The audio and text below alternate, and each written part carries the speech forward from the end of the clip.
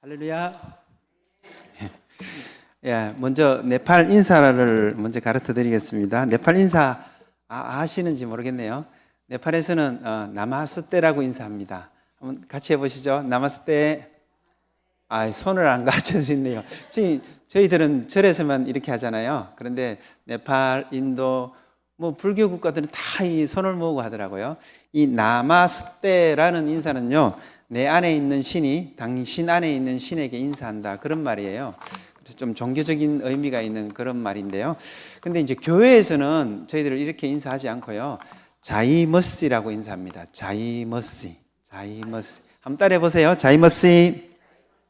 예, 자이머시는 예수 승리라는 말입니다. 아주 좋은 말입니다. 그래서 교회에서 성도들이 만나면은 자이머시 합니다. 교회에서도 손을 들고 그렇게 인사합니다. 손을 들고 자이머시. 한번 옆에 분이랑 한번 해보시죠. 자이머시. 예. 네팔은 지금 하나님께서 은혜를 주셨는지 세계에서 가장 가파르게 성장하고 있는 나라 중에 하나입니다. 그래서 기독교 인구가 굉장히 많아지고 있는데 지금은 2%, 3% 정도 됩니다. 인구가 한 3천만 되거든요. 그래서 2%, 3%, 60만에서 90만, 많게는 어떤 사람들은 100만까지도 보고 있습니다. 그러나 여전히 네팔은 힌두교 국가입니다. 그래서 한 82, 3%가 힌두교고요. 그리고 10%가 불교 국가입니다. 10% 정도. 여러분은 아시는 것처럼 네팔에 룸비니가 있습니다. 석가모니가 룸비니에서 태어났습니다. 그래서 많은 사람들이 성지순례하러 그곳에 오고 있습니다. 그리고 이슬람도 한 5% 정도 됩니다. 그러나 여전히 전체 사회는 힌두교가 다스리는 그런 나라이기도 합니다. 그리고 네팔은 좀 자랑거리가 있다면은 기독교가요, 예배를 드리는데 참 뜨겁게 예배를 드리고, 여러분 한번 생각해 보세요. 우리나라도 그랬잖아요. 50대, 60대 얼마나 뜨겁게 예배 드렸어요. 먹을 것도 없고 살기 힘드니까. 이 나라가 지금 그래요. 우리나라보다 한 30년, 40년 뒤쳐져 있어요. 그러니까 예배를 드릴 때 얼마나 뜨겁게 예배 드리는지. 그리고 예배를 드리면요, 기본 2시간을 예배 드려요. 그리고 많게는 3시간, 4시간까지도 예배 드리는 교회가 있어요. 왜냐하면 교회가 많지도 않고 멀어요. 그러다 보니까 와서 한 번 드릴 때 드려야 돼요. 3시간, 4시간 그렇게 예배 드리는 그런 교회가 네팔이기도 합니다. 그리고 네팔은 함께 부활절 연합 예배 드리는 그런 또 전통이 있습니다. 그래서 모든 교인들이 도시 중앙에 모여서 함께 예배 드리는 거죠. 아마 한국 교회도 아마 20년, 30년 전에는 저 어릴 때만 해도 한 곳에 모여서 그렇게 예배를 드리는 것 같아요. 지금 기독교 숫자가 얼마 되지 않지만은 피켓을 들고 예수 부활하셨네, 예수 그리스도 다시 사셨네, 이런 피켓을 들고, 차가 별로 있겠습니까? 걸어서 2시간, 3시간 모여서 예배를 드리는 거예요. 그 예배 보면 얼마나 감격스러운지 몰라요. 소수의 그리스도인들이 믿음으로 살려고 예수님 살아나셨네 선포하면서 그렇게 모이고 있습니다. 그리고 네팔을 한마디로 표현하면 종교의 나라입니다. 신이 자그마치 3억 3천만이 있다고 합니다. 이 일본은 800만이라 그러더라고요. 800만의 신이 있대요. 800만 그 세리기도 힘들 것 같은데요. 3억 3천만은 누가 말했는지도 모르겠어요. 가짜인지 진짜인지도 모르겠는데, 그러나 그만큼 신이 많아요. 작은 돌뿌리 하나, 나무 그곳에 경배하고 시주하고 그렇게 살아가는 백성들이 모슬렘, 힌두, 네팔 사람들입니다. 여러분, 힌두는요, 여러분이 아시는 것처럼 계급제도입니다. 계급제도를 생각하실 때 너무 좀 이상하다, 좀 우리와 너무 다른 것처럼 생각하지 마세요. 우리나라 조선시대도 계급제도였어요. 똑같아요. 양반이 있고 중인이 있고 상인이 있고 평민, 천민까지 있는. 지금 네팔은 여전히 신분제도가 철폐되었지만은 그들 사회 속에는 그것이 살아있는 거죠. 그래서 이름만 보면은 이 사람의 계급을 알 수 있어요. 우리도 예전에 그랬잖아요. 이름만 보면은 그 사람이 어떤 신분인지 알 수 있는 거죠. 그리고 우리나라는 변혁이 좀 많았습니다. 기독교가 보급되고 기독교가 적용되기에 참 좋았어요. 한일 합방 하면서 전쟁이 많았고 청일 전쟁, 러시아 전쟁 다 한국에서 치러졌잖아요. 그리고 일본의 압제로 있는 그 시절들, 그리고 6.25 전쟁, 이 전쟁들을 통해서 우리나라는 급격하게 변했거든요. 그러나 네팔은 전쟁이 없어요. 그러다 보니까 신분제가 철폐되었지만은 사회는 변하지 않는 거예요. 여전히 그 신분제 속에서 살아가는 거죠. 그래서 젊은이들이, 좀 배운 사람들이 잘 살고 싶고 뭔가 하고 싶은데 그 신분제 속에서 가두어져서 아무것도 할 수 없는 나라, 그 나라가 네팔입니다. 그리고 실업률은 얼마나 높은지요? 약 50% 청년 실업이 있습니다. 그래서 3천만의 인구 중에 약 500만이 해외에 나가서 일을 합니다. 말레이시아 같은 데 100만, 그리고 중동에 200만, 300만의 사람들이 사우디아라비아, 두바이, 도하, 카타르 도하 이런 데 곳에 가서 근로자로 일을 하는 거죠. 그리고 한국에 와서도 약 5만 명의 근로자들이 일하고 있습니다. 이번에도 한국을 오기 위해서 시험을 치는데 10만 명이 모였어요. 10만 명이. 그 중에 이제 10,000명을 이번에 뽑아서 다시 이제 한국에 일하러 오게 됩니다. 한국에 일을 하러 오게 되면요, 한국은 굉장히 좋은 나라예요. 내국인이나 외국인이 최저임금이 같아요. 다른 나라는 그렇지 않더라고요. 근데 우리나라 최저임금이 같아서 이번에 막 최저임금 계속 올린다고 그런 얘기 있잖아요. 그래서 힘든 사람도 있고 좋아하는 사람도 있는데 네팔 사람은 저절로 좋아요. 월급이 막 올라가요, 그냥. 이 월급은 자기들의 1년치 월급, 많게는 한 1년 반치의 월급을 한 달에 받아요. 그러니까 얼마나 좋아요. 그래서 약 5년간 일하고 돌아가면은 집도 지을 수 있고 사업 미천을 마련할 수 있어요. 그래서 한국에 오려고 다른 나라는 이렇게 월급이 높지 않습니다. 미국을 가더라도 다른 선진국을 가더라도 내국인과 외국인의 그런 임금인 체계가 달라요. 그런데 우리나라는 진짜 복지국가인가 같아요. 그래서 외국인이 얼마나 좋은지 모르겠습니다. 그래서 젊은이들이요, 네팔 내에서는 가능성이 없어요. 네팔은 너무 가난하기 때문에 직업도 없고 일자리도 없고, 그래서 외국으로 그렇게 나가고 있는 나라가 네팔입니다. 그리고 네팔은 전기가 별로 없습니다. 100% 수력 발전을 통해서 전기를 만들고 있어요. 전기가 없다 보니까 공장을 지을 수도 없고, 공장을 짓는다 하더라도 산이 너무 많아서요, 길이 없어요. 그리고 여러분이 아시는 것처럼 바다가 없어요. 그러다 보니까 무엇을 수출하거나 수입하는 것이 굉장히 어렵죠. 절대적으로 인도에 의존해서 살아가는 어떤 그런 경제 시스템을 가지고 있습니다. 사실 네팔은 독립국이에요.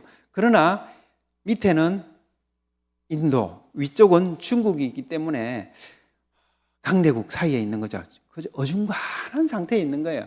그래서 중국의 간섭을 받고 인도의 간섭을 받을 수밖에 없는 그런 나라.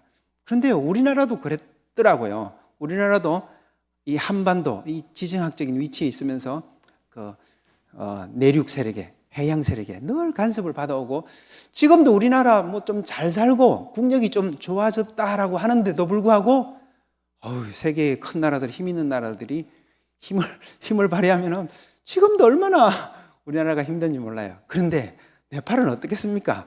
13억의 중국이 14억의 인도가 옆에 버티고 있는 거예요. 그러면서 잘 살게 해주는 것이 아니라 그저 내 말대로만 잘해줄게, 그 정도로 하고 있는 그런 나라. 독립국이지만은 여전히 인도에 종속되어서 살아가는 그런 나라가 네팔입니다. 우리 조선시대 때도 우리나라가 그랬더라고요. 중국을 사대하면서 중국의 간섭을 받고, 심지어 왕이 임명권을 중국에서 허락을 받아야 하는 그런 상황이 있었잖아요.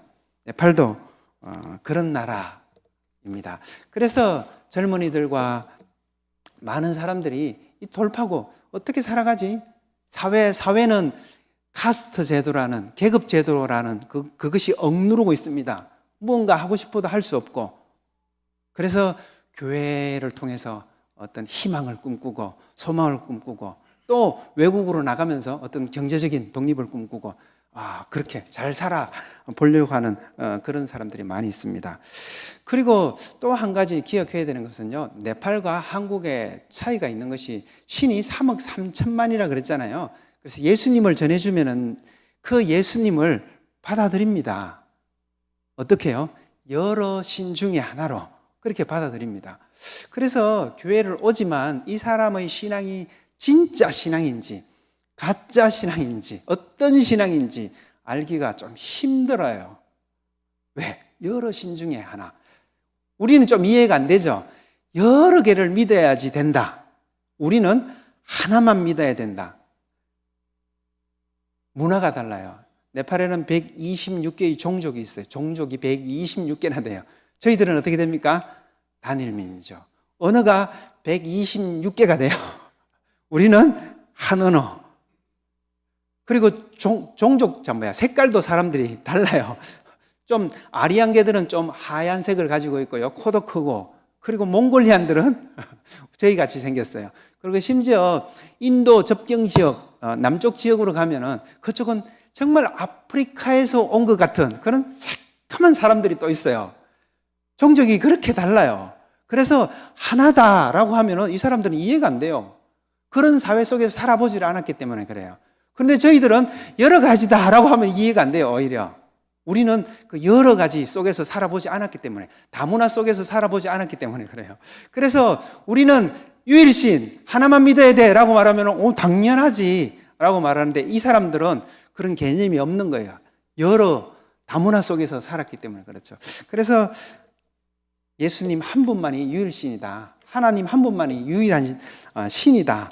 이것에 대해서 좀 받아들이기 힘듭니다. 그러나 그럼에도 불구하고 많은 사람들이 교회로 몰려오고 있습니다. 이곳에서 저는 이 젊은이들에게 또는 이 네팔, 가능성이 없는 그 나라에 희망이 있다면 바로 예수님밖에 없다고 생각합니다. 말씀이 들어가야만이 그 나라가 변할 수 있다고 생각합니다.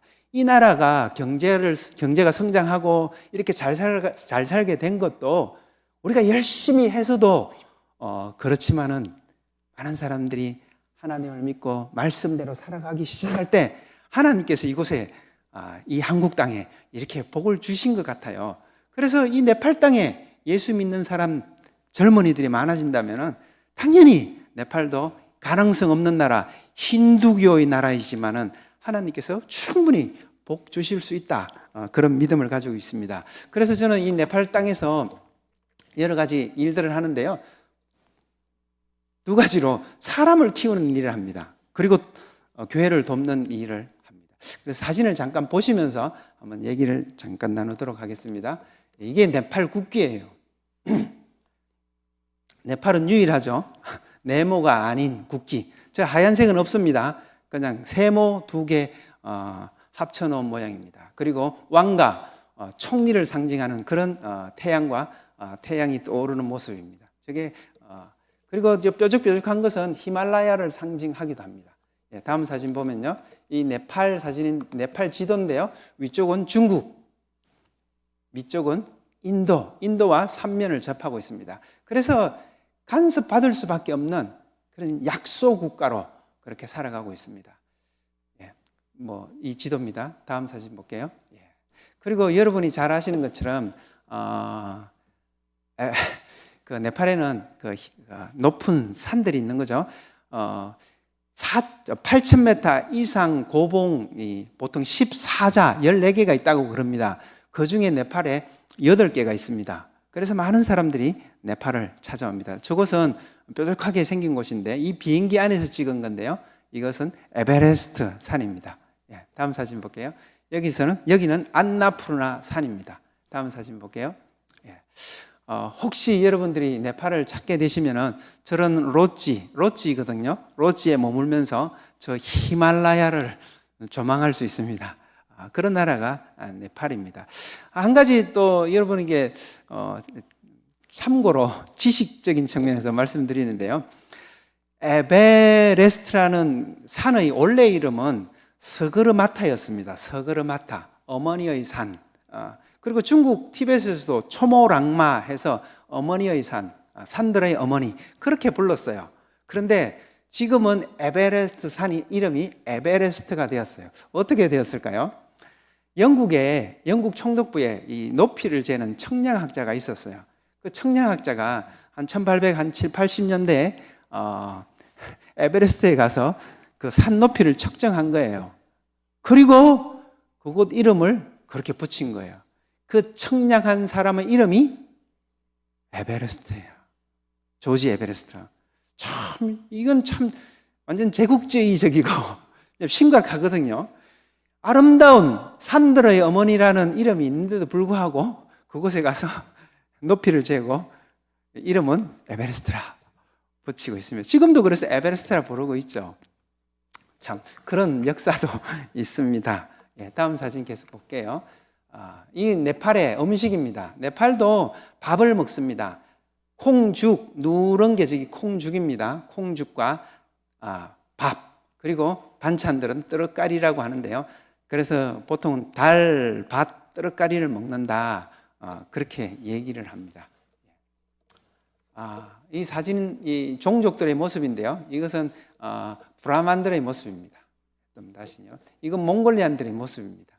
지금 이것은 좀 페르시아 같이 생겼는데 이런 사람들도 네팔에 있습니다. 다음 사진요. 종족 전통 옷들의 모습입니다. 다음 사진요. 이렇게 다음 사진. 그래서 저는 이곳 가운데서 청년들을 함께 모아놓고 머물 수 있는 공간을 제공하고 그들과 함께 예배드리고 성경 읽고 기도하고 제자 훈련을 하고 있습니다. 가능성 있는 것은 젊은 사람들이에요. 좀 안타까운 말 같지만 사람은 참 변하기 어려운 것 같아요. 특히 50, 60이 되면 안 변한대요. 또 복음을 전하면요, 진짜 20대 이상 더 전하기가 너무 힘들어요. 그래서 네팔은 평균 연령이 20대입니다. 굉장히 젊은 나라예요. 그래서 젊은이들이 예수님을 믿고 말씀대로 살아가기 시작하면은 네팔은 변할 수 있다. 그런 비전을 가지고 젊은이들에게 복음을 전하고 제자를 전하고 함께 예배드리고 그렇게 저렇게 보내고 있습니다. 이것은 젊은이들과 트레킹하는 사진입니다. 네팔은 트레킹의 나라입니다.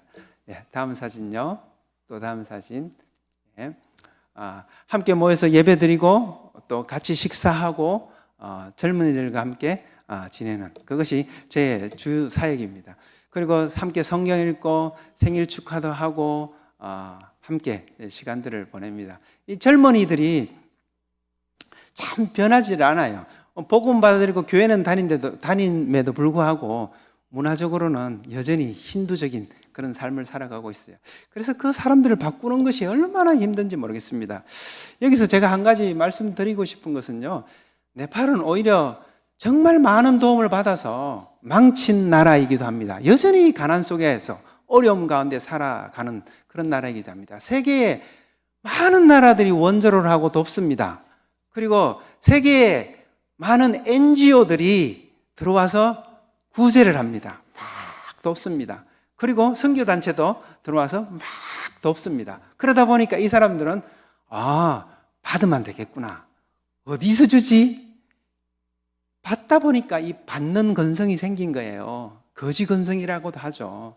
뭔가 해서 자기가 고생을 해서 무엇을 만들어서 하는 것이 아니라 받아서 살아가려고 하는 얼마나 그러니까 자꾸 받다 보니까 그래 된 거예요. 또 오히려 세계가 네팔에게 너무 많이 주어서 네팔이 잘못된 나라가 점점 되고 있는 그런 경향이 있습니다. 그래서 너무 많이 주는 것이 참 오히려 병입니다. 그래서 선교를 하면서도 이 작게 주려고 노력을 해야 되거든요. 저들이 개척을 할 수 있도록 도와주고 저들이 자기 삶을 만들어 나갈 수 있도록 힘들지만은 그것이 필요한데 한국 교회도 그렇지는 않아요. 한국 교회도 많이 주려고 합니다. 그래서 교회를 지을 때 교회를 많이 짓는다고 좋은 것은 아니에요. 교회를 저들이 짓게 해야 돼요. 저들이 짓게 하고 교회 교인들이 모이게 하고 공동체가 건실하게 세워지게 하는 것, 그것이 선교사가 해야 될 일이거든요. 그런데 쉬운 선교는 어떤 선교인가 하면요, 교회를 지어주고 사진을 찍어서 보내고 그리고 그 목회자를 통해서 선교사 말을 잘 듣게 하는 것, 이것이 굉장히 쉬운 선교예요. 그거 진짜 편하거든요. 그래도 괜찮은 사람 한 사람 만나서 도와줘서 교회를 짓게 하면은요, 말 잘 듣습니다. 그리고 그렇게 교회를 지어주면 선교사는 현지 교회에 가서 대접을 잘 받습니다. 잘 듣습니다. 그러나 그 사람들이 자기 교회라 주인의식을 가질 수 있겠습니까? 가질 수가 없거든요. 조금 도와주고 자기네들이 개척할 수 있도록, 자기네들이 만들어갈 수 있도록 하는 것이 선교사의 역할 같아요. 그리고 건물, 보이는 것, 이것은 참 쉬워요. 그냥 물질로 하면 되니까요. 그런데 반대로 선진국에서, 세계에서, NGO에서 선교사가 해야 되는 일은 사람을 만드는 거거든요. 사람을 만들어주면요, 그 사회는 바뀔 수 있어요. 그러나 건물을 만들어주고 보이는 것 아무리 만들어진다 할지라도 사람이 안 바꾸면요, 그거 다 폐기물이 됩니다. 사람을. 그런데 중요한 것은요, 사람을 만들려고 하면은요, 시간이 너무 오래 걸려요. 그리고 아무도 안 알아줘요. 그리고 또 실패가 많아요. 저도 지금 이제 6년째 저 일을 하고 있는데 청년들하고 같이 계속 있다가 시간을 몇 년씩을 보냈는데도 불구하고 나가면은 교회도 제대로 안 다니고 또 이상하게 살아가는 사람들이 있어요. 사람 키우는 게 그래요. 잘했다고 생각했는데도 불구하고 실패.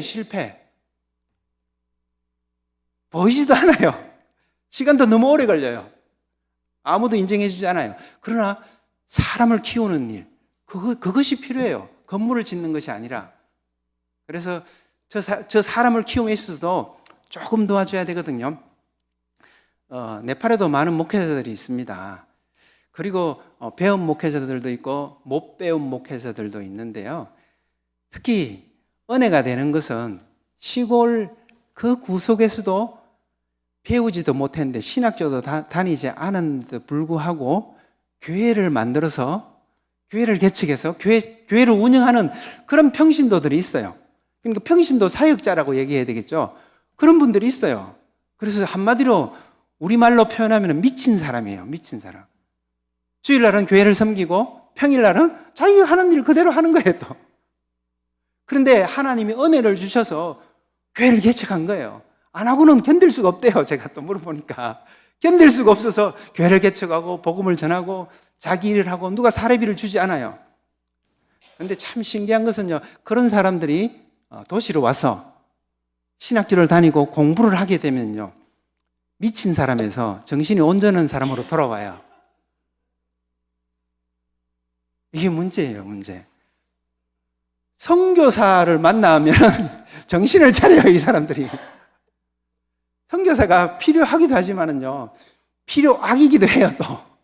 그런 면에서는. 왜냐하면 선교사는 도와주고 싶거든요. 또 도와주는 일이 굉장히 쉬워요. 그네들이 수입이 적기 때문에 우리의 조그만 도움도 그들에겐 큰 도움이 돼요. 그러다 보니까 확 줘버리면요, 나는 기분이 좋고 저 친구들도 이제 좋은 거예요. 그러면은 그렇게 되면 어떻겠습니까? 자기가 무엇을 해서 하나님께 기도해서 그렇게 사역을 하는 것이 아니라 이제는 선교사를 통해서 공급받으면서 그렇게 살아가는 거죠. 그러면 이제 야성이 사라지는 거죠. 그냥 그렇게 살아가는 거예요, 이제. 받으면서 살아가는 거예요. 그래서 선교사는요, 최대한 안 주려고 노력해야 돼요. 안 주려고. 주면은 그다음부터는 돈에 의한 상하 관계가 생겨버려요. 동력자가 아니에요. 돈이 끊어졌을 때는 관계도 끊어져요. 이게 현실이에요, 선교지에서. 그래서 돈으로 사역하면 굉장히 쉬워요. 세팅하기도 쉽고 일을 벌여 나가기도 굉장히 쉬워요. 그러나 선교사가 없으면은, 물질이 없으면은 그냥 다 사라지는 거예요. 거품이에요, 거품. 그래서 옆에 있지만은, 선교사가 옆에 있지만은, 저 사람은 안 도와줘. 그러나 꼭 필요할 때, 어려울 때는 도와줘. 그 정도로 선교사가 서 있어야 하거든요. 도움도 그런 것 같아요. 정말 어려울 때 도와줘요. 그래서 저는 교회를 지을 때 원칙이 있는데 10%, 20%만 선교사가 도와준다. 그리고 나머지는 자기네들이 지어야 된다. 그리고 그 지을 때까지 기다려야 되는 거예요. 공동체가 세워지고 사람들이 모이고 건축 헌금을 하고 시간이 필요한 거죠. 그래서 자기네들이 시작할 때 선교사도 좀 도와주는 거예요. 그래야지 자기 교회가 되고 주인의식을 가질 수 있거든요. 그렇지 않으면요, 쉬운 것은, 선교사도 쉬운 것은요, 주는 게 제일 쉬워요. 솔직히 우리나라 50년대, 60년대 목회자들이 그랬을 거예요. 목사님들이. 얼마나 힘들게 사셨어요. 지금도 네팔 가면 목회자들 너무 힘들게 살아요. 제일 쉬운 것은 줘버리면 돼요.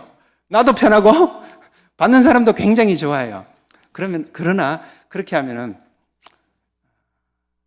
하나님이 일하시는 게 끊어져요. 오히려 물질이 일하기 시작하는 거죠. 예, 그곳에서 저렇게 대학생들을 키우고 있고요. 그리고 유치원을 세웠습니다. 몬테소리 유치원이라고 한 이제 2년 이제 지났는데요.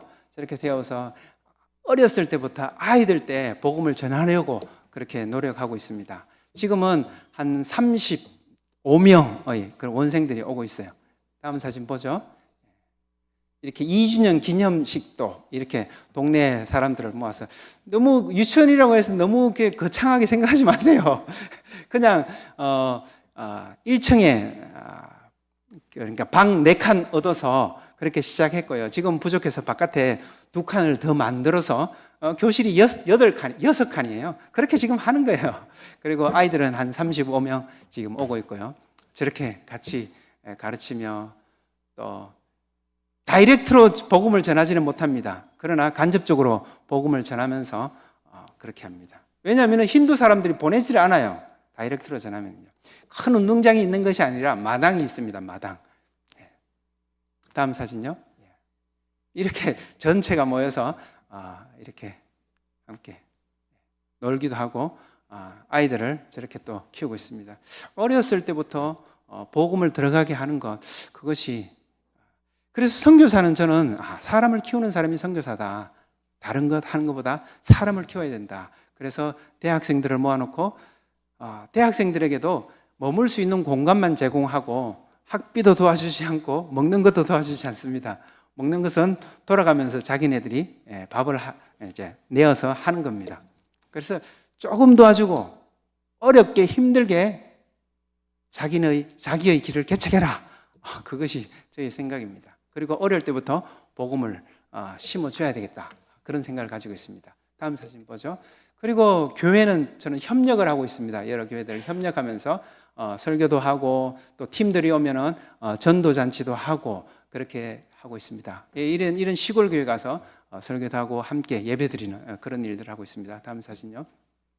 아주 시골 교회입니다. 다음 사진요. 다음 사진. 여기도 보니까 좀 열악한 교회죠. 대나무로 기둥을 세우고 양철로 지붕과 기둥을 세운 교회입니다. 아주 열악한 교회. 한 몇백만 원으로 지을 수 있는 그런 교회입니다. 여기는 좀 괜찮은 교회인데 여기도 시골 교회인데요. 지금 한 100명 넘게 나오는 그런 교회입니다. 다음 사진요. 이런 교회도 있습니다. 아주 이제 교회가 좀 부흥을 해서 지금 한 150명 정도 나오는데, 그래서 건축을 하는 그런 교회들도 있습니다. 교회를 짓는데 그 성도들이 거의 나와서 저렇게 노력 봉사를 합니다. 이곳에서 저는 얘기했죠. 나는 딱 10%, 많게는 20% 모아줄게. 그러면 자발적으로 저렇게 합니다. 또 저렇게 하는 곳에 하나님의 은혜가 임하는 것 같아요. 다음 사진요. 이 목사님입니다. 저렇게 생겨도 저와 현지인 목사님 얼마나 믿음이 좋은지 몰라요. 잘하고 있습니다. 다음 사진요. 내부 사진입니다. 여기도 아까 나왔던 교회 중에 하나인데요. 중간에 그 기둥을 세우고 2층으로 올리려고 지금 하고 있습니다. 그래서 이것도 도와줘야 하는 그런 교회이기도 합니다. 이 마지막 사진인데요. 그래서 네팔 땅 가운데 하나님께서 참 많은 일들을 하는 것 같아요. 사람을 세우는 일, 어렸을 때부터 복음을 접하게 하는 일, 이것이 가장 소중한 일이 아닌가 싶습니다. 네팔 땅은 외부로 보나 내부로 보나 참 가능성이 없는 땅입니다. 그러나 그 땅 가운데 예수님이 임하시면은, 말씀이 제대로 들어가면은 그 땅도 희망 있는 땅이 될 수 있을 것이라 그 믿음을 가지고 있습니다. 그러면서 아이들과 복음을 나누고 또 말씀을 나눌 때 저는 이 말씀을 참 나누기를 좋아합니다. 15장 말씀인데요. 내 안에 거하라, 내 안에 거하라. 아버지는 농부라 말씀하십니다. 그리고 우리는 가지다. 예수님은 포도나무고 그렇게 말씀하시는데 아버지가 우리에게 원하는 것이 있다면 그것은 열매라고 말합니다. 그런데 오늘 말씀에 보면은 열매를 말함에도 불구하고 우리에게 아버지께서 요구는 하지 않으십니다. 열매를 많이 맺으라. 열매를 많이 맺으라. 그렇게 요구는 하지 않으십니다. 사람은 참 요구를 많이 합니다. 그러나 아버지께서는 그렇게 요구하지 않으시고 오늘 말씀을 통해서 우리에게 하시는 말씀을 내 안에 거하라. 그렇게 말씀하세요. 예수님 안에 거하기만 하면은 열매는 저절로 맺히는 것입니다. 그래서 열매를 맺으라. 많이 맺으라. 그렇게 요구하지 않으세요. 그렇죠? 예수님 안에 있는 삶. 포도나무에 가지가 붙어 있기만 하면은 저절로 나머지는 누가 하십니까? 나무가 하고 아버지가 하고 농부이신 아버지께서 하시고 예수님이 다 하는 거죠. 그래서 선교는요 정말 하나님이 하시는 것 같아요. 사람이 하는 게 아니에요. 저도 그 선교한다고 이곳저곳 열심히 뛰어다녔어요. 분주하게 막 다닌 것 같아요.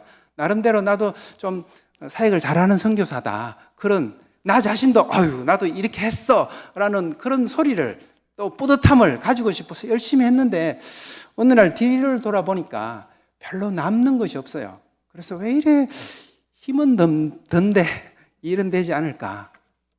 내가 하려고 해서, 내가 뭔가 하려고 해서. 선교를 생각할 때요 한국 교회도 그렇게 많이 생각합니다. 우리가 가진 것을 줘야 되겠다. 그래서 물질이 있기 때문에 물질을 주고, 우리가 또 부흥의 경험들이 있잖아요. 그것을 주고, 지식, 경험, 내가 가진 것 막 주려고 해요. 그런데 우리가 줘야 되는 것은 예수님 하나예요. 그것만 주면 되는데 우리는 다른 걸 주려고 하는 거죠. 솔직히 우리가 가진 것, 또 나 자신, 이건 너무 인간적이고 어쩌면 추악하고 더러운 것 뿐이거든요. 뭔가 하려고 하지만은 아무것도 할 수 없잖아요. 내 능력으로 해보려고 하지만 아무것도 할 수 없는 것이 우리의 현실입니다. 예수님 한 분만 주면 되는데 그것을 잘 하지 못하고 내 경험을 주려고, 내가 가진 것을 주려고, 내 지식을 주려고 막 그렇게 했던 것들을 다시 한번 깨달았습니다. 저도 성경을 참 많이 읽었습니다. 그래서 성경대로 이제 살려고 그렇게 했는데 최근에 와서는 내 경험이 아니라, 내 지식이 아니라 내 안에서 하나님의 말씀이 나가는 것, 그것이 가장 중요하겠다, 그런 생각이 들었습니다. 그러면서 7절 말씀에 보면은 이렇게 나오잖아요. 너희가 내 안에 거하고 내 말이 너희 안에 거하면 무엇이든지 원하는 대로 구하라. 그리하면 이루리라. 그렇게 말하고 있습니다. 그래서 가장 중요한 것은요, 내 말이 너희 안에 거하면, 예수님의 말씀, 하나님의 말씀이 내 안에 거하는 것. 그래서 예수님 안에 거한다는 것은 예수님의 말씀, 하나님의 말씀이 내 안에 거한다는 거예요. 내가 나가는 것이 아니라 내 안에 거하는 하나님의 말씀, 내 안에 거하는 예수님이 나가는 거죠. 그래서 이것이 가장 중요하겠구나.